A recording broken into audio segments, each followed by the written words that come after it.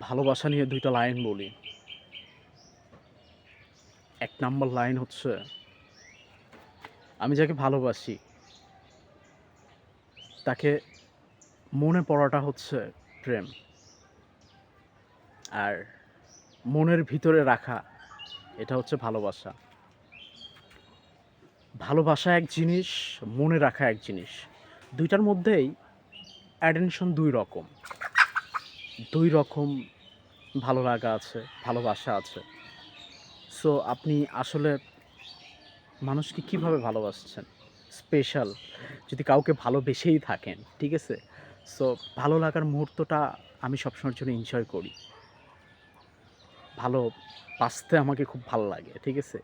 আমি কাউকে ভালোবাসি, কেউ আমাকে ভালোবাসে। এই শব্দটা আমার কাছে খুব নতুনত্ব, ঠিক আছে? এটা যদি মানুষকে বুঝায়, আসলে কিভাবে বুঝাই? মনের ফিলিংস তো কাউকে বোঝানো যায় না। হয়তোবা গুছিয়ে ১০ টা কথা বলতে পারি, ঠিক আছে? কিন্তু মনের অনুভূতি, মনের ফিলিংস, মনের ভালো লাগা এটা কখনো গুছিয়ে বলা যায় না, ঠিক আছে?